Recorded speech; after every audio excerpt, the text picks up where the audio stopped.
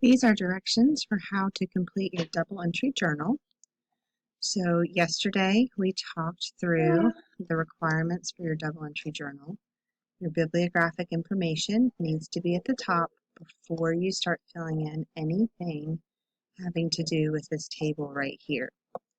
Remember, on the left-hand side of the table, all of your content is going to come from your source, and on the right-hand side, it's going to be all your own words.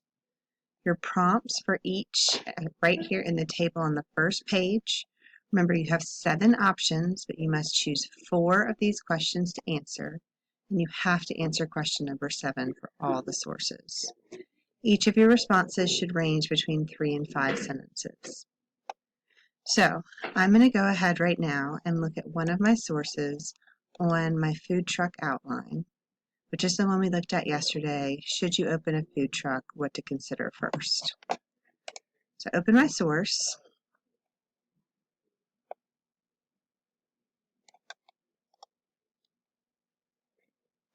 And I'm going to go ahead and answer number 7 first so that I get it out of the way, because I know I have to answer that for all of my entries. So I'm going to look through the annotations that I've done and find something that I think kind of answers one of my questions. Remember, you should have your questions just like mine right up at the top of your DIGO outliner. So looking at my green question that I have here, how does running a food truck compare to running a regular restaurant? If I look over at my source, I've got this piece of information here that I highlighted in green. Depending on what city you're in and what mobile food laws exist there, it might be a better option for your business too. So I'm going to use this in my double entry journal, and I'm just going to copy it. I'm going to come over to my double entry journal, and in the first space on the left, I'm going to paste it in. Now that I've got it there, I need to put my response. Remember that if I'm answering question number 7, I'm putting important information, then my response needs to be how the information helps to answer one of my research questions. And remember, the research questions are the ones that you have at the top of your DIGO outliner. So this helps me answer my green question. So I'm going to type that in. This helps me answer my question about whether it's better to open a food truck or a traditional restaurant. Okay, now I've only got 1 sentence here, and remember that if I look at my directions, I need to have 3 to 5 sentences. So I'm going to put some other thoughts that I have about this. So I hadn't really thought about the fact that different cities might have different laws. If I'm serious about opening a food truck business, I would need to look into the laws here in Lynchburg. And there's my response for my content.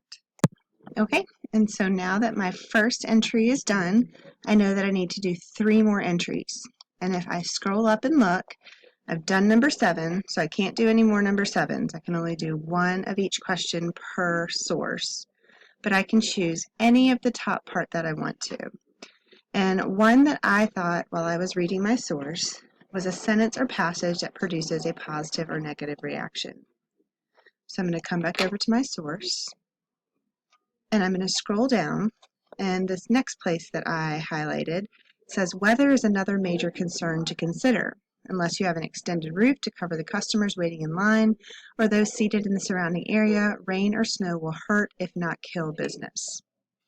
So I kind of liked this one, and I want to use this. So I'm going to do the same thing. I'm going to copy, and I'm going to paste it right in to my left-hand side. And now I'm ready to provide an explanation of the reaction and the reason for that reaction. So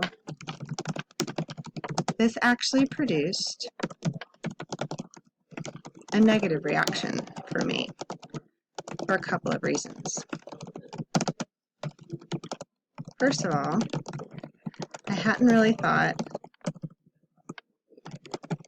about weather being a big factor. It seems like food trucks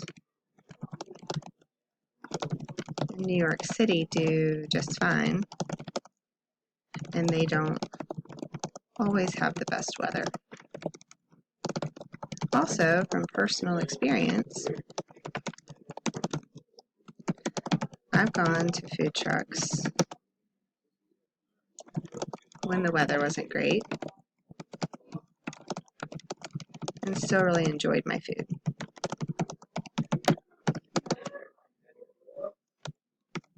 This seems like the author is oversimplifying things.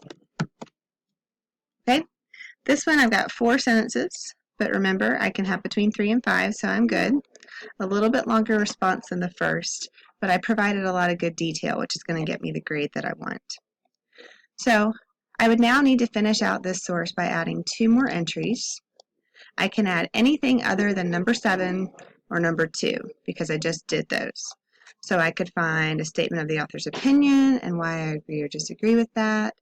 I could find a key point and compare it to another author's ideas.